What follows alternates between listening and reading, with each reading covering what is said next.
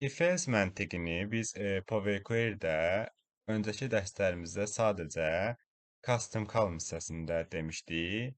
İndi isə bu mövzu haqqında ətraflı olaraq conditional call hissəsində danışacağıq.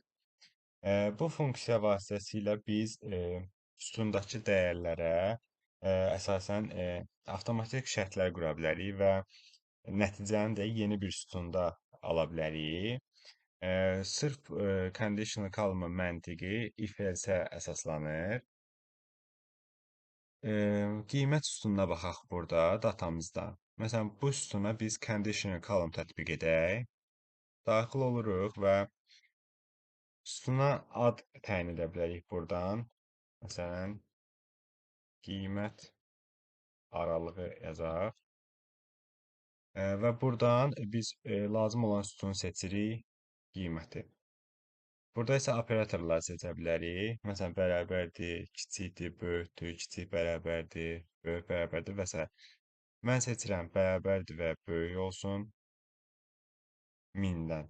Yəni 1000-dən böyük və bərabər olan qiymətlərə bu hissədəki yazacağım nəticəni versin. Məsələn, yüksək output nəticə deməkdir.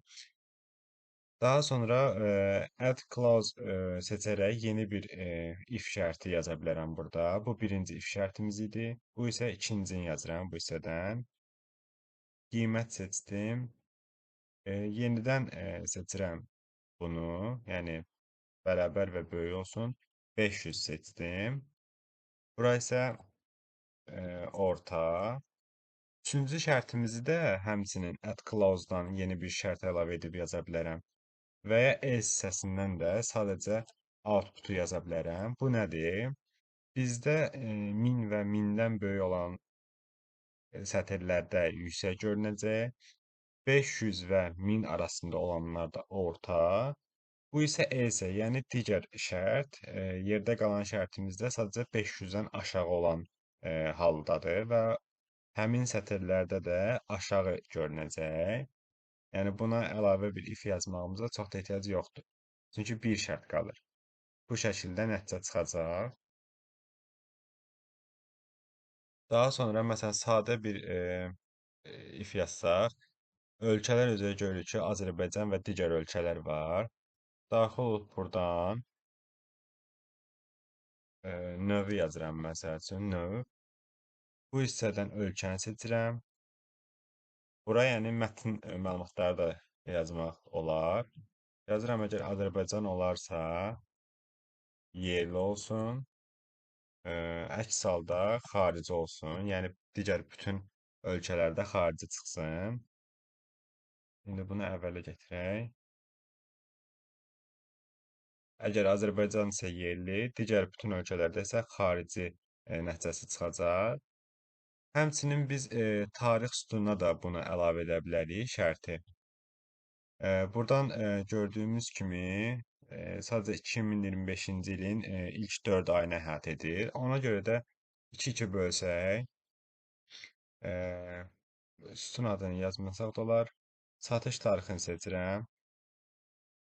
Daha sonra burada bərabərdir və yaxud da həmin tarixdən əvvəli, sonranı seçsin. Mən bunu seçirəm. Həm bərabər, həm də əvvəli seçsin. Və fevralı seçək. Çünki ilk 4 ayı orada nəzərdə tutulub. Bura yazıram birinci lüp. Bura isə yazıram ikinci lüp. Və ya bura yazmayıb, yenidən şərt əlavə edə bilərəm. Satış tarixi. Bunu seçirəm.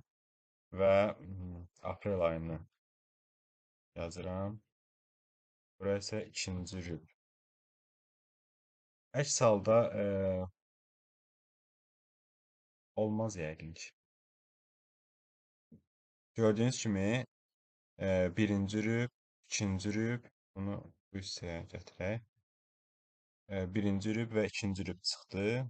Hə, bu hissədə may ayında bir tarix var idi. Əgər else yazsaydıq başqa bir nəticə, o zaman bu null çıxmayacaqdı.